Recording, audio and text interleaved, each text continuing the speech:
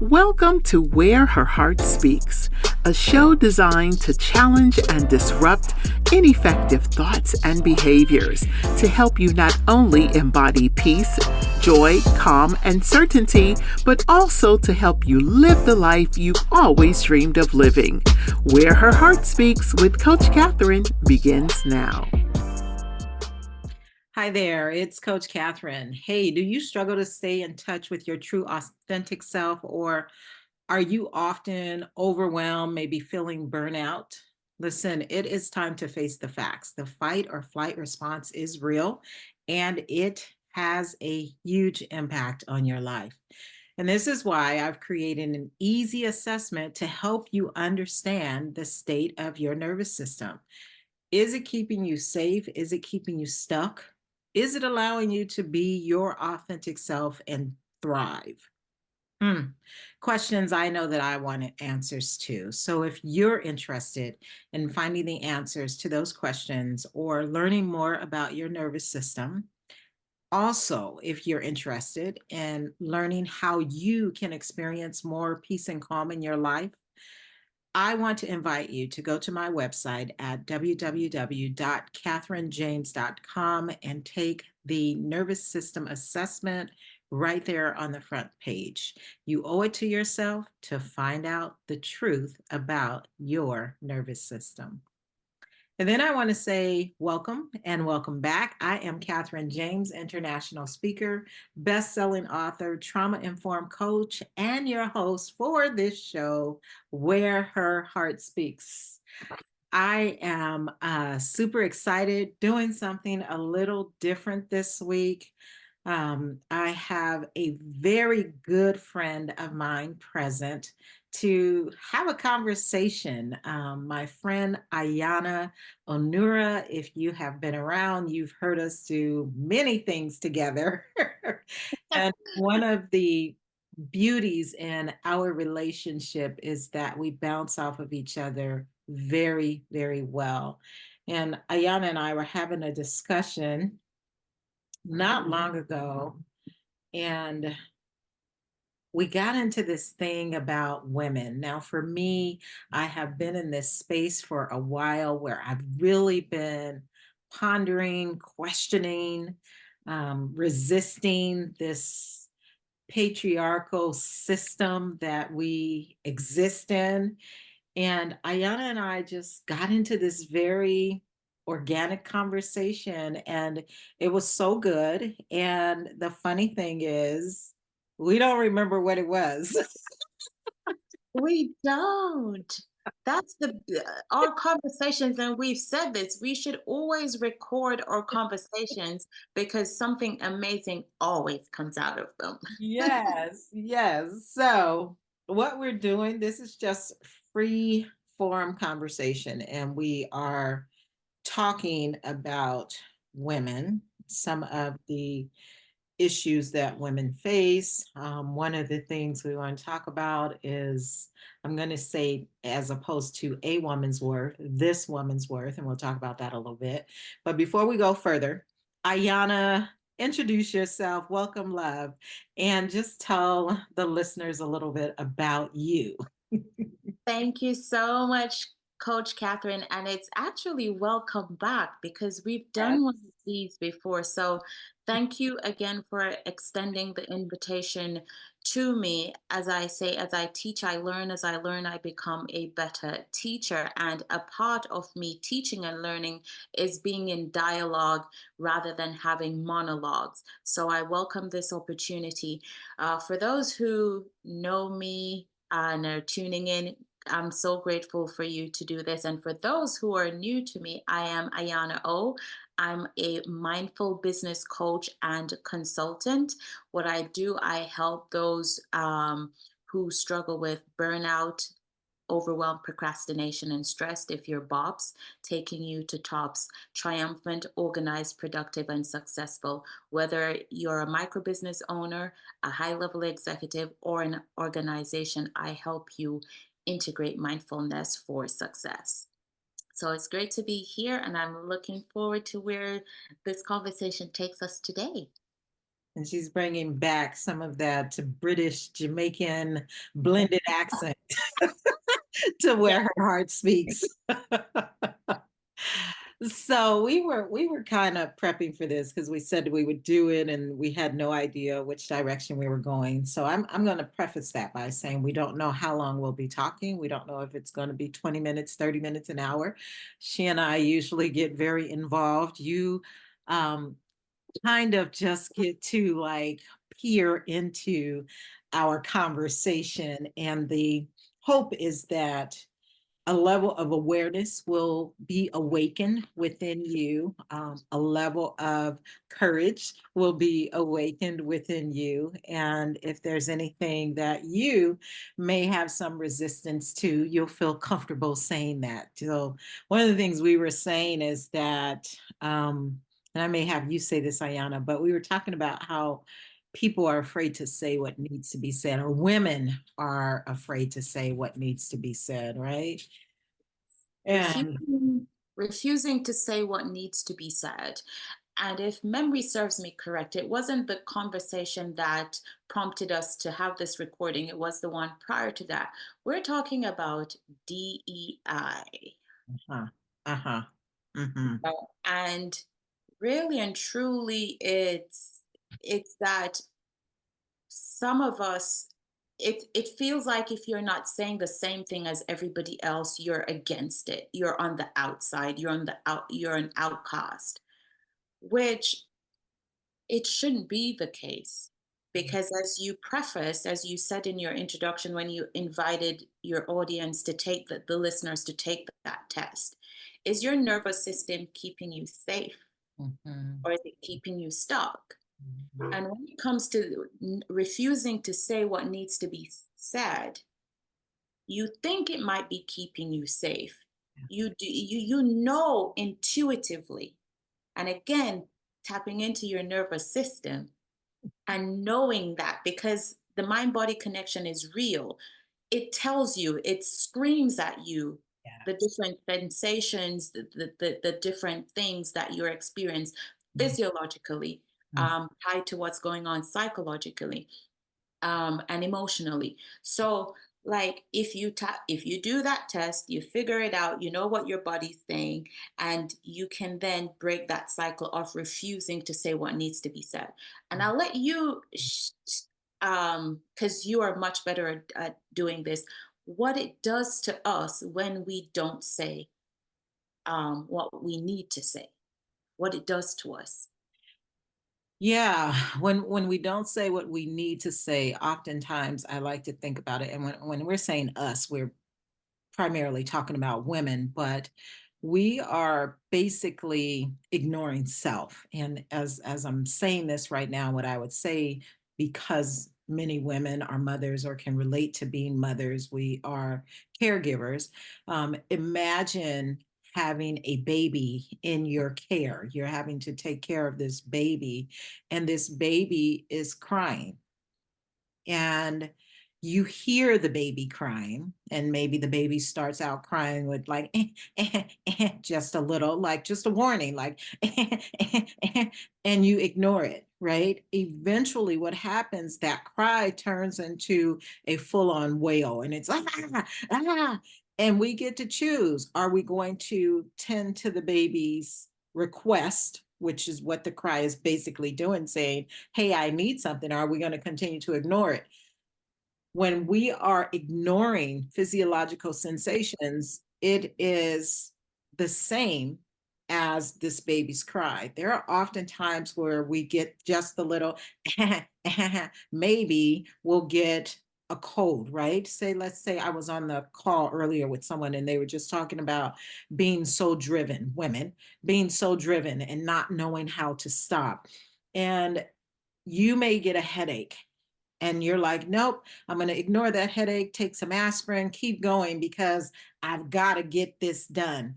And the next thing we know, we have a code, right? And it's like, okay, stay in bed. And you're in bed still trying to work, trying to. And then after a while, you have some immune system, some condition in your immune system, let's say, or like myself, you're diagnosed with high blood pressure or you're diagnosed with diabetes or something, but it just continues to escalate like the baby's cry. So when we are ignoring, what we're doing is, though we think from our logical brain that we're handling it, we're not handling it, we're suppressing, and the body, it's staying inside of the body, and because it's staying inside of the body, and the body is designed to keep us safe, it is going to come out one way or another. That can come out from a physiological standpoint, as I just explained, or physical standpoint, as I just explained, as in the physical body breaking down. It can come out mentally, where the brain starts to break down. This is why we hear about all of these mental health conditions. Um, it shows up in many different ways. So while we think we're handling it, we're not handling it. And ignoring what our body is saying to us is so detrimental. Um, we, Catherine, yes. I'm like itching to say because as you're speaking, I had a just recently in less than a month this exact experience. So I refused to say what I needed to say because let me hold it because I wanted to fit an image, a persona out there. Um, and I didn't say, I held it in. And I felt the tension in my body as I was having this exchange, but holding in what I needed to say. And sure enough, in like 4 or 5 days, I was Sick. Yeah, in yeah. bed sick because I didn't say what I had to say.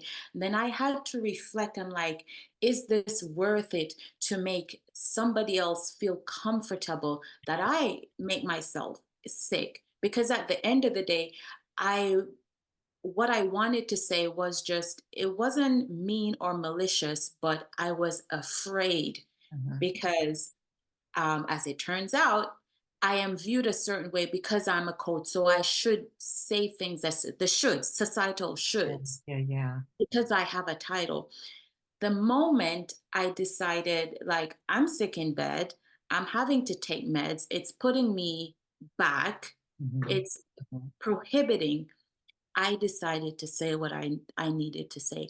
And as I suspected, they have me imprisoned because of what I do and how I show up and whatever.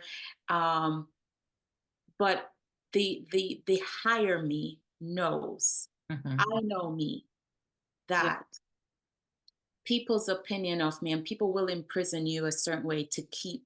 And it's this whole safety mechanism. It's all intertwined and interconnected, and we're all just trying to be safe and all survive. trying to be safe. But I said what I needed to say. Yeah, And I said it with the intention, without judgment, without malice. And sure enough, like, I didn't need all the condiments to help nurse me back to health. yeah, yeah. Yeah. I love that you said we're all just trying to be safe, right?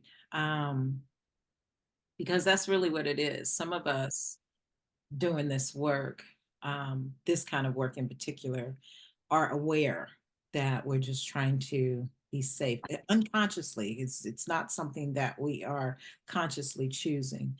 And then there are others who aren't aware, and we take it on as a personality and believe that this is just how we are.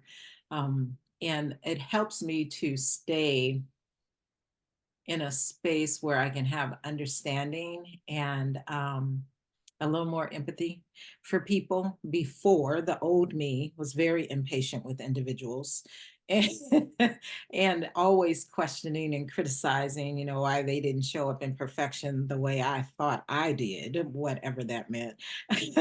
But when you're able to take a stand back and just say, like, people just doing the best that they can, and they really are trying to keep themselves safe. And to your point and what was going on, even when we don't say anything, like your body has called you to stay quiet because of the story that was associated with, if I say something, I'm going to be seen this way.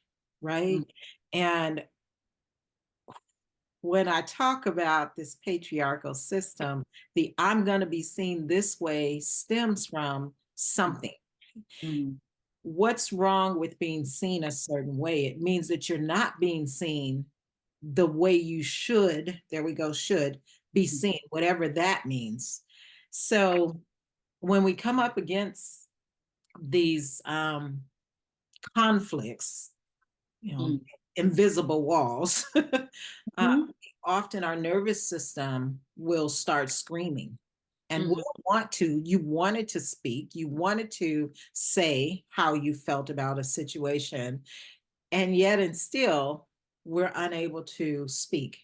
mm, And that's why that assessment is so important, because when we can see where the nervous system is, we can understand I'm stuck in fight or flight. No wonder I can't speak. Like, mm, or I was not in fight or flight, but when that situation showed up, I went there.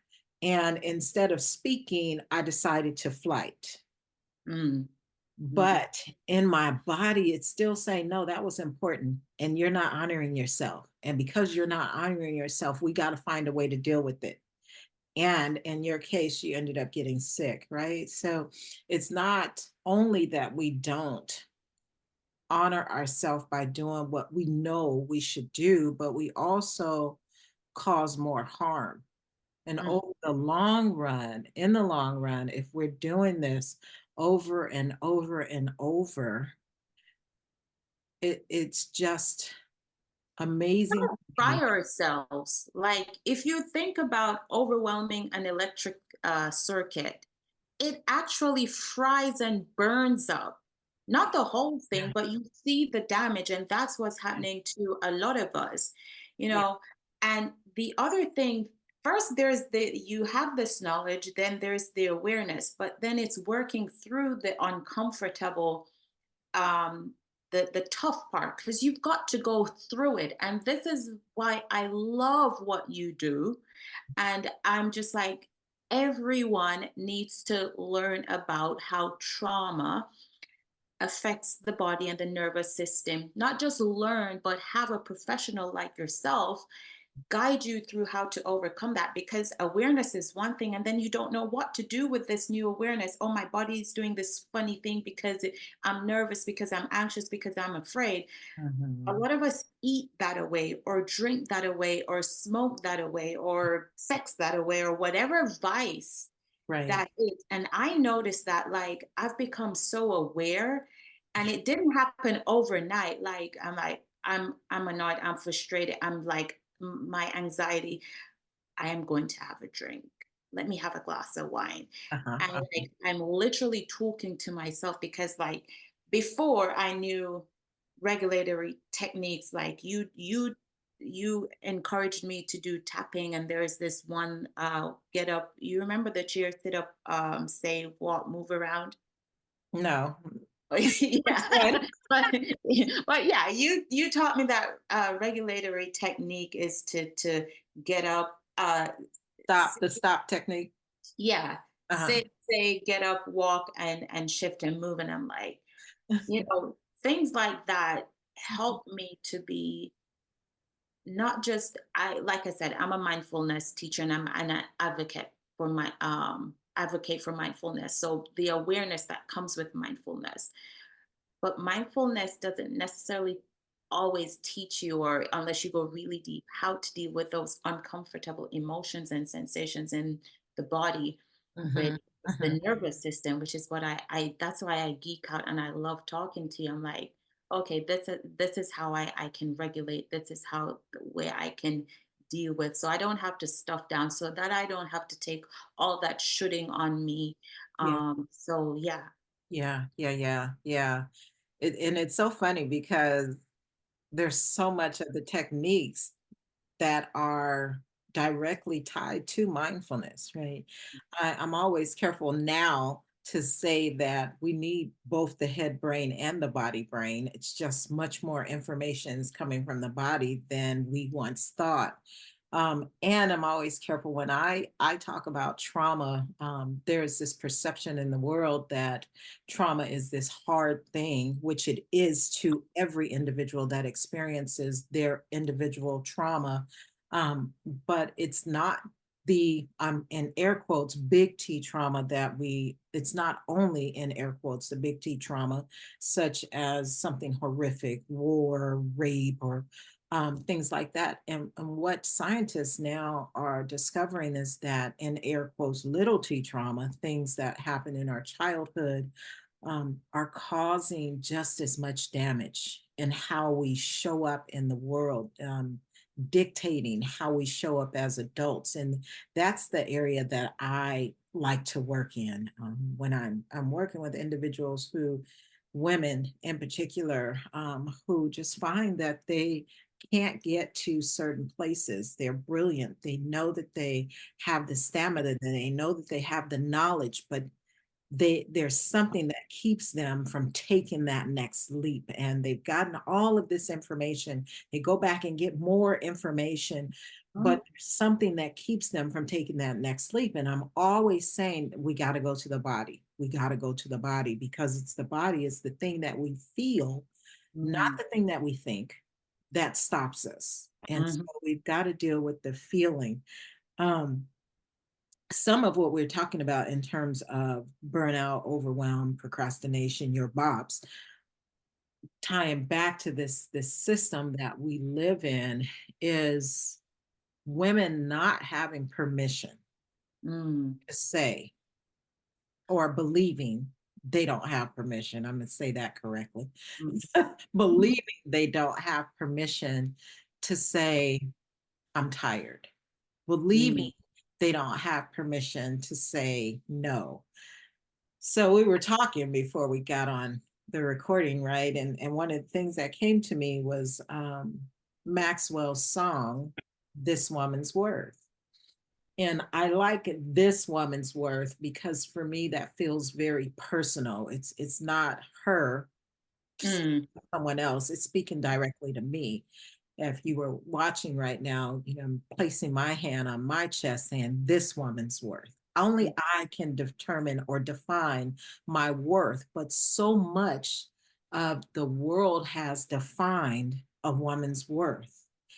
And in his song, there's some lyrics. And I was telling Ayana, what you all don't know about me. You always get to call me. I get to go on mhm, with some of my good friends and talk about how crazy I think things are out here. And in this song, this is Maxwell. So I'm going to give him his props. And I absolutely love this song. I love Maxwell. Um, this woman's work is the title of his song. And he says, I know you've got a little life in you left. I know you've got a lot of strength left. And he goes on in that stands, it kind of repeats itself, but he comes down to the bottom and he says, oh, darling, make it go away. So he's talking about how he feels. I should be crying, but I just can't let it show. I should be hoping, but I can't stop thinking. He's thinking about all the things they should have said and all the things they should have done. And then he says, oh, darling, make it go away.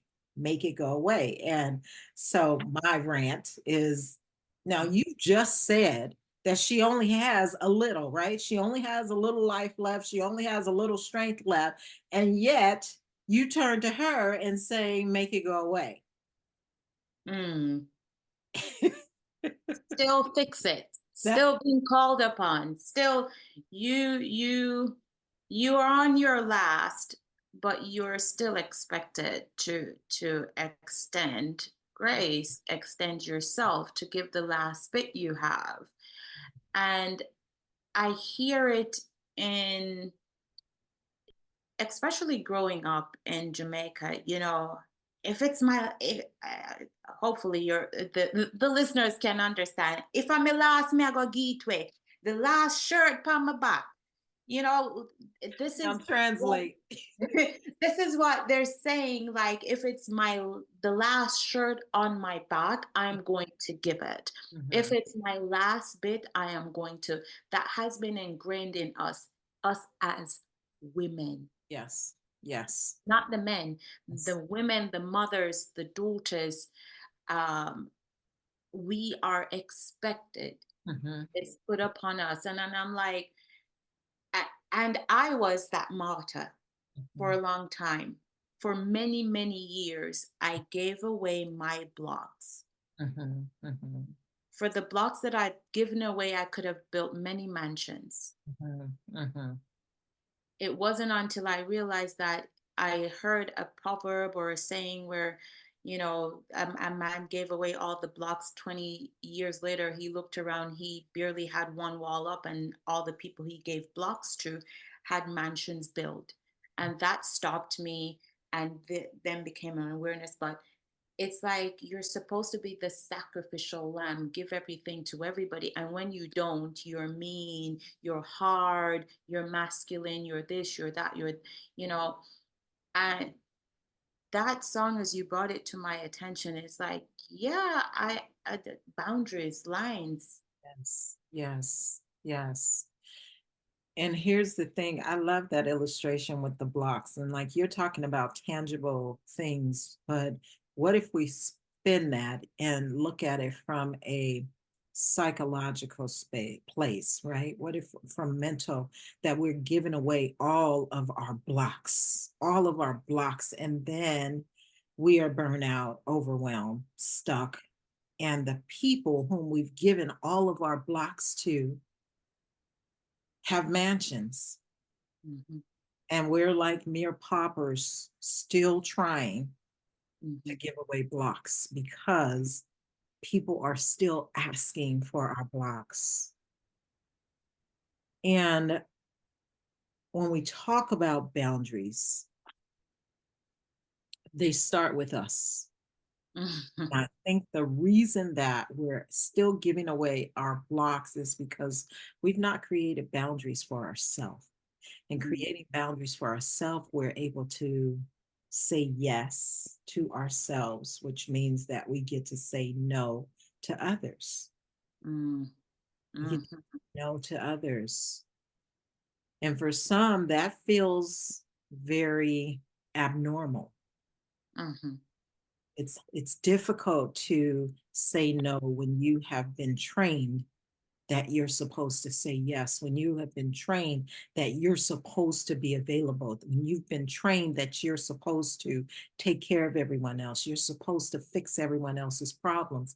It's difficult to say no. mhm, But as I say that, and as I'm pausing, I'm hoping that you're just pausing and thinking about life, your own life. mhm, And I get a visual of a pool, if you will, and all of these yeses being thrown in the pool, and the water is spilling out, and it's getting lower and lower and lower. And nothing in us says, put more water in the pool, mhm. because it's normal for the water to be low, Yeah. normal for us to be depleted. And how do we come back? We just say we're tired. And even Mm, being tired, we keep going because we've not learned boundaries for self. Boundaries for self, being able to say no more, no Here's more. the thing, though, that's coming up for me as you're saying that. Going back to refusing the things that we need to say, the things that need to be said. Mhm, Boundaries aren't permanent. The mhm. boundaries you have today may not serve you next week. The Yes. boundaries you had before may not be serving you right now. And it's like navigating the ebbs and flows without, again, people in this society. You flipped, you changed, you're like, come on now. It is, when are we going to, like, I want to stop that, to change that, and make it norm, make it Make it normal. I even saying that, just being open to people transitioning from where they are, because Acceptable. Ex- yes, Yeah. embracing flexibility, because it's stop being so rigid. Yeah. I'm going to say I'm refusing to stay quiet, and I'm choosing to say what needs to be said. Yeah, I have multiple personalities, and the version of me you get is dependent on so many. Where am I in my healing journey? Did something trigger me? Am I dealing with a trauma response in this moment? You know, am I elated? And I'm like, I used to suffer in silence because I needed to be a certain way. No, Mhm, mhm. no. No, no. I let's I'm flexible in my being. Yes, yes, yes. Listen, it is so. Mm, I think the word that's coming up is so immature to Mm, think that we are supposed to remain the same. I I dare not desire to be the person I was last year. mm. Right? When we think, I don't know why baby, probably because I'm here and the baby's getting ready to come, right? I'm like, I don't know why babies keep why this analogy. When we think of babies, though, they grow naturally. Human beings, we grow naturally. And we can look at it from our physical growth. No one's there to stop it. No one's there to say, well, you weren't this height last year. So what's wrong with you? Right? When we look at someone who's grown, say, an inch higher, you're like, oh my God, you've grown an inch higher. No We one condemns. praise that. We love that when they say words and they like, we like, yes. And we tell them, children, toddlers, how clever, how smart, how much they're developing. And then there comes a certain point where we're like, it becomes from this amazing, wonderful human thing to being like, oh, Yeah. And here's what it is, because my difference makes you uncomfortable. Like we all expect for children to grow. So there's no discomfort in that. When mm, you expect me to show up the same way that I showed up last year and I'm now showing up differently, that mm, makes you uncomfortable. And the only way for you to deal with it is to challenge it. mm, And that's to all of us, though, right? Really look at, is it really okay to be the same person you were 5 years ago? mm. So, and we're not saying, and I'm sure I'm speaking for both of us, Mhm. we don't need to be constantly changing, because familiarity helps. Having consistency, dependability, that's how this the we survive, and we do need that. But again, it's having the flexibility in mind, in being, to and the discernment to like, okay, this is what I need to be this is the constant I need, Mhm. but also to embrace the change and the evolution. So the sun doesn't shine. The take nature. You have different seasons, so we are dependable on fruits and veggies to produce, but it's not constant. They have seasons, and so do we. So we've got to embrace that. We need the dependability Mhm. to fight for certain basic needs and survival and to evolve, but we also need the flexibility to adapt to change. Like, we're not saying just be different all the time with everything. Yeah. Both both are required. Yeah. Yeah. Yeah. Some level of growth, right? Yes. As you're talking change, I'm thinking, I remember years ago I heard Bishop T.D. Jakes make a statement, and he was talking about how you can be looking at someone, and I don't remember if this is the number he used, but this is the analogy. You can be looking at someone who's 59 years old, but their behavior is that of someone who's 12 years old.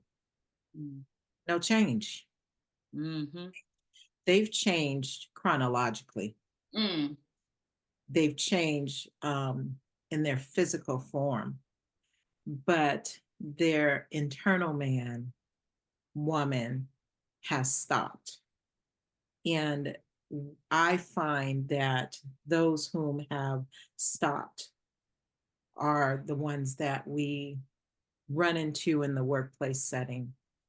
And when things don't go their way, you get temper tantrums. When mm, things don't go their way, um, you get spiteful behavior. Um, and it's just becoming aware, becoming aware. You know, when you talk about change, when you recognize that change is hard, when someone asks you to do something and there is a stark resistance, mm, that is a flag, if you will. Just raising a flag saying, hey, what's that? That's an mm, area to become curious. Again, coaching language. Let's get curious about that. What is that? And yes, in your body, you're going to feel like, I always say, you're going to die. Trust mm, me, you won't die. You're going to feel like it and you want to protect yourselves. And these things happens automatically. mhm, But when you're settled, when you no longer feel like you're going to die, give yourself permission to get curious. Like, what happened? What happened? mm, We were talking about boundaries. Did I set a boundary and allow it to become ignored? mm, Did I run into a trigger? You know, is that a familiar feeling, but it's not a today thing? mm, Just get curious. Is this coming up against my values?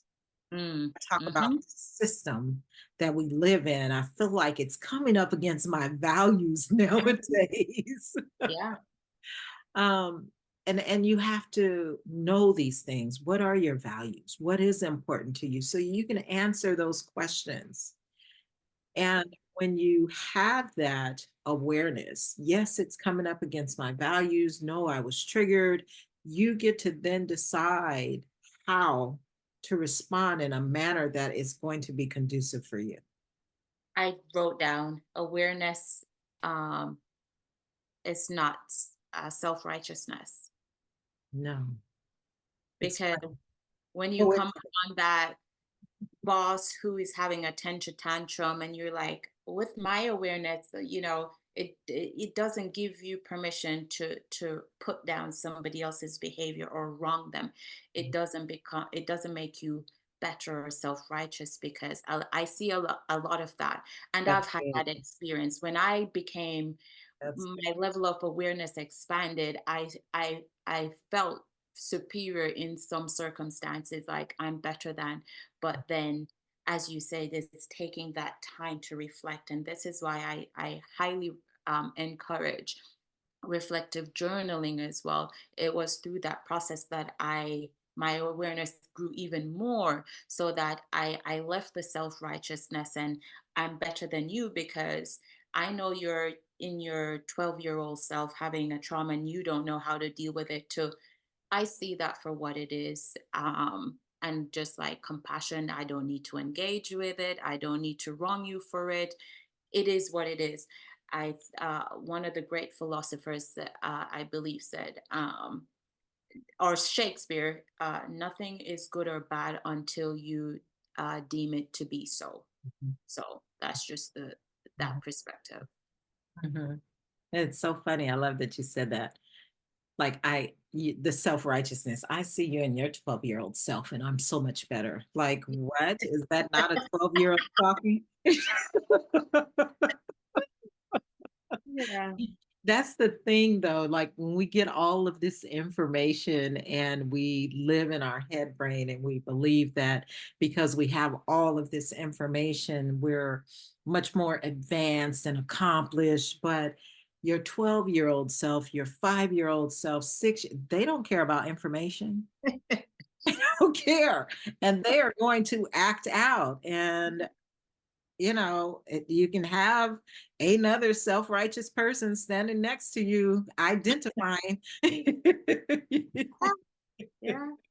And talking about this acting out, the societal shoulds, we feel that we shouldn't. But I remember when you were going through your psychology program and you brought to my attention how animals in the wild, they stand up and shake after they have been in a conflict. And sometimes we need to do that shake. We need to scream. We need to yell to let it out there. And knowing what works for you, because what works for you won't necessarily work for me or vice versa, and what's for the other person. I realized that just understanding, intellectually processing, I need an outlet. For me, I need to my release are verbal releases, Mm, in terms of saying it out loud or writing it out. Some people need to scream, some people need to, they can go for a run and then that's, or do an intense workout. Everybody's different, and it also won't be the same thing every single time in every single situation. So it's like, if your 12-year-old self needs to come out, let that 12-year-old come out.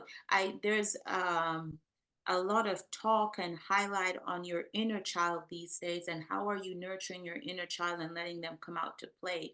But also, when that hurt little person shows up, I call her my little person. When that hurt little me shows up, like, I've been in therapy. You mhm, know this. I've been seeing my therapist. That's my self-care. Instead of shopping, I see my therapist, mhm, mhm. right? Um, and she's like, "What does your little girl needs to hear? What do you need to say to her to make her?" And I'm like, "Hell, she just wants to rant. She just wants to have a cry. She just wants to be heard and scream." And Yeah, then I'm right as rain after yeah, that. yeah, yeah. Yeah, and I was gonna say, let them show up, but don't vomit on the next person, right? Mm, It's about you acknowledging, oh, my little girl needs something. My little girl needs something, not for me to curse somebody out and then she feels validated or vindicated because often it has nothing to do with that person. Um, I had since December, I've been in some space like this, I don't know, I'm calling it evolution of self, but just this evolving that's continuing to take place. And um, not so much this month, but last month, and I had shared with you, I just kept feeling like the need to cry. I'd be in the midst of the day just working, and all of a sudden, like tears would show up. And in the past, I always call my former self my professional persona mhm.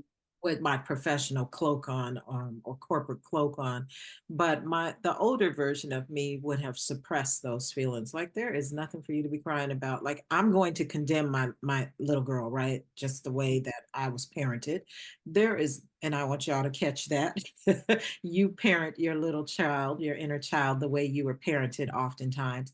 But I would quickly have just dismissed it. Like, there's nothing for you to be crying about. Get it together. This is silly. And I just sat. And if you just allow the emotions to come up, they'll pass. One of the things that I love is an emotion will pass through the body in 90 seconds if you do not have a story that perpetuates the feeling. So if you dismiss the story, sit in the emotion, you can have it, experience it, and it'll be gone.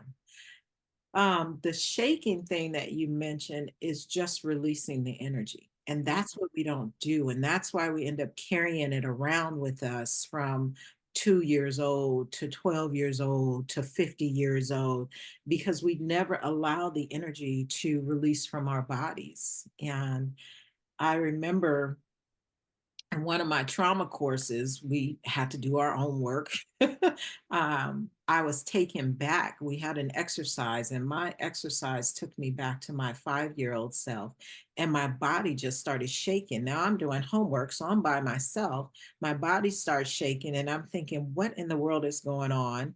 When I get back to class, I ask our instructor, I'm like, my body just started shaking. And that's when he explained, this was before my psychology class came into play, but he's explaining to me, this is just the releasing of the energy.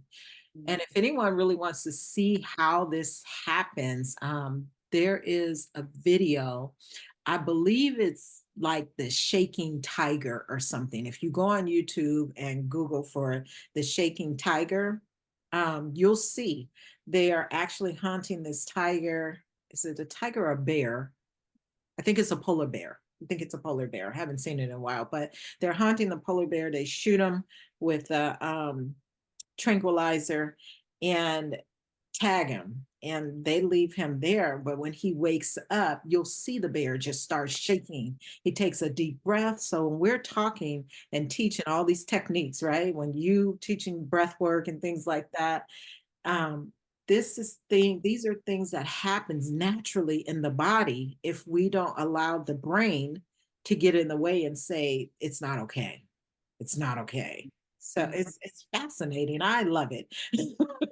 So do I. Like if we look to nature and if we look at before, like the way we live now in modern society is hugely immense I'm grateful forward technology improving, but if we certain basic things that if we look back at those and utilize the foundation, I call them, that it helps us so much.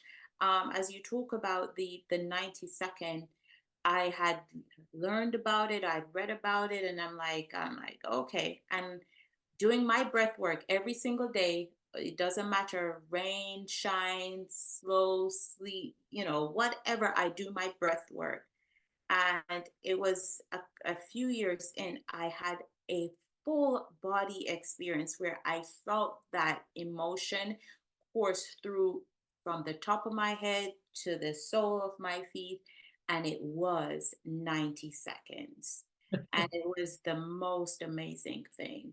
Like, because I put in the work, I became aware, I tapped in, Yeah. I'm eating clean, I'm taking care. And I'm like, rather than dismissing, it's like, what is this? This is not an overnight process. This Mm-mm. is not a quick fix thing. um I say, if you do what's hard, your Every life will be right, easy. right? hmm it's an ongoing, Yeah. Every because we have trauma every single day, we have stressors every single day. Mhm. It's just healing the body. I mean, you think about cars, you're always taking your car to get a tune up. You don't ever come to a place to where that car no longer needs a tune up if it's being driven, right? That car always needs a tune up. So we just stay in the work. It's amazing to me because I'll have people that I've worked with and they're like, "Dag, I thought I had done this already." And I'm like, "Yeah, you did do that part. But Mm, how much more is down in there that's telling you stories and keeping you stuck and like controlling your life?" that's the other thing that needs to be said that we don't say.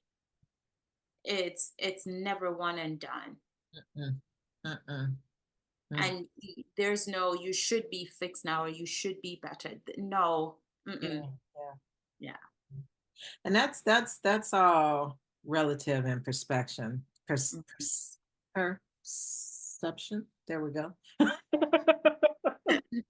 Relative and perception. Um, because who defines what fixed is, right? Who says when you've arrived? Mm, No one can give you that information. What I've found is that you become different. mhm, You become different. You respond differently. mhm, And If you say, I'm better as a result of that, you get to say that. Doesn't mean that your whole world is better. You know, if we've got a 100-foot ladder and we get to 5, we're Mhm. better, but we still got 95 that probably need some work, right? So it's all about I think one's own defining of Mm, what that means for them. yeah. And that's so much of I think the space that I live in now. I'm so sick of other people defining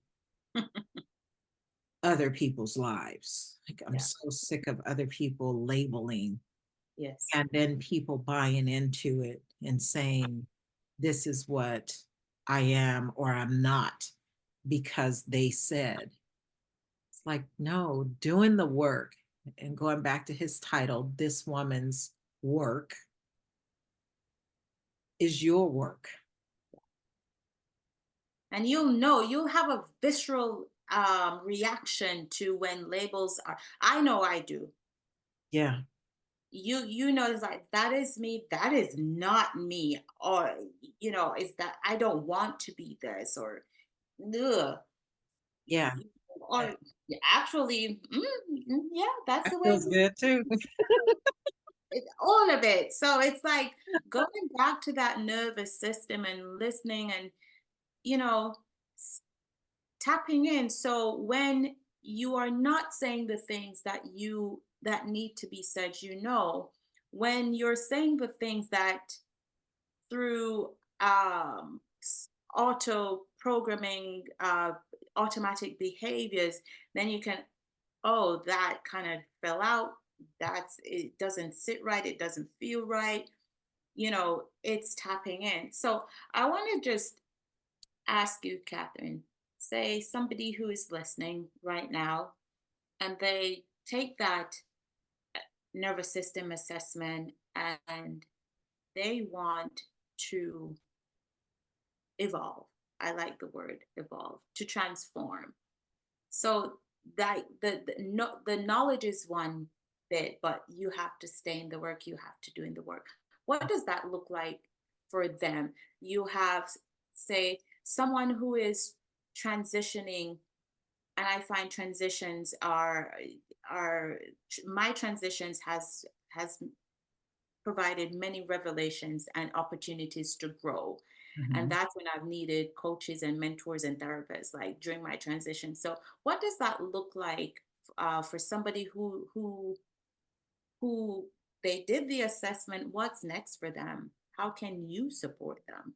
Yeah, thank you for that question. And the perfectionist in me is showing up right now. And I'm like, did I say perspective? Did I say perception? I don't know. I wanted to say I meant perspective. Yeah. I got all twisted. I'm like, okay, my brain's back online. What did I say? Um, I'm going to say this. I am going to share a little bit about my journey and say, get in where you fit in. Mm, So when I started, I had a lot of mentors around me, and I listened to, back then it was cassettes, and I say of old white men because it was people like Jim Rohn, Nightingale Conant, like that was it. I think Les Brown was the only one. Um, I'm trying to think if there was a woman anywhere. There was a woman in our organization who, Beverly Salee was her name, but there were predominantly these white men who said life could be different. mm, And that, for me, a 23-year-old young woman who had started her career, had started her family, believed that there was more because I had already started questioning, like, yeah, this can't be it. Going to work every day, I was making money, but I still felt like this can't be it. So that's where that started, just kind of moving me out of the norm of what I saw around me in my environment, the people that were around me. And I started taking a path and traveling with people who've seen things differently. And from there, it was reading books. 'Cause there's a lot of information out here. There are a lot of resources.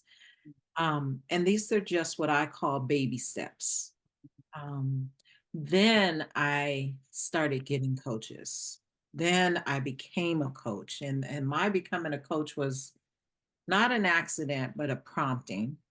I had never heard of coaching, and one of my employees at the time asked me to become her coach. And I had to go research and find out what a coach was. And I was like, oh, yeah, that's what I kind of do. I can do that. I can handle this. This was like back in 2006, I think. And one of the things, the gripes that I always had as a coach was working with women and them coming back a year later with the same issue. Mm, I don't know if other coaches have this. I've had some conversations where something similar. And for me, it wasn't until I fell into trauma coaching, understanding that everything turned around. Now, coaching prior to trauma was still making a difference, still helping people. But when I began to understand that the nervous system mm, and what it does and how it controls, and that you can release that energy without going to the trauma. That's the very important part. You don't address the trauma, you address the energy. mm, um, from there, I have watched clients' lives change substantially. I mm, have one of my biggest testimonials to date is a client that I had who had been trying to get pregnant for 2.5 years. And 6 weeks after us doing the work, starting her work, she became pregnant. That was just releasing all of that energy, all of those blocks. And we never worked on her becoming pregnant. Like I didn't even know she was trying to become pregnant until she shared that she was after the fact. So those are the baby steps. If you're like, no, I want to actually dig in, I want to find out what this is about. Or if you just have questions, one of the things I'll say is to book a strategy call, book a clarity call. And that is, you can do that at www.calendly.com/, Coach Catherine, Catherine, Cathrine. Just book a clarity call. It's free and understand what this process looks like. mm, And I am also going to say it doesn't have to be me. mm. So I will invite Ayana to share her information also. She is a mindfulness coach, does beautiful work just as same, and helping people to change lives. And her added bonus is that she is a business guru. So in terms of starting your business and scaling your business and all of that. So share some, how can people get in touch with you as well? Sure. If you have been thinking about starting a business and it just terrifies you, or you started the business and then you became even more terrified because of all that entails, or you're just an executive, like really looking to level up, or you've got a organization where you've kind of drifted and you want to get back on the course of being productive and a having success for yourselves. You know, I truly have found for myself that um, time management and mindfulness, marrying those two helps to address the unsexy side of success in business and professional lives. So if that's you, if you are on the verge or already there for burnout, overwhelmed, procrastinating, stressed, or you just want to put things in place to not get there, want to manage your time, be productive, and have a high level of accountability and live mindfully. After you've done the work with Catherine and dealt with some trauma stuff, you know, I have knowledge of that, but I can help you work through that. And, so once you've gone through that, come see me. You can find me on all social media platforms at Coach Ayana O, and that's Coach as it's spelled COACH, Ayana, AYANA, and the letter O. So at Coach Ayana O, everywhere. And my website is www.ayanao.com. I provide the last day of every month on Insight Timer. I lead a session called Off the Mat, where I take you through some gentle movement, breath work, and guided visualization for you to release, so you're able to receive, for you to reflect, to reconnect with yourself, and for you to uh, get reimagine and get re-energized to move ahead. So I want to invite everybody to join me the last day of the month for that. Nice, nice. Well, I want to say thank you. I want to say thank you. This is just what I imagined it would be, us doing us. Yes. And I hope that those of you who will listen have had some huge takeaways and nuggets. As we begin to wrap, I just want to quickly say that my prayer for you this week is that you will come to understand what it means to listen to yourself, the wisdom of your inner self, that you will set your boundaries, boundaries that will support you and keep you out of a state of overwhelm, out of a state of burnout, out of a state of stuck and procrastination, and that you will discover your work, that you will discover what it is that you need to do to live the life that you were created to live.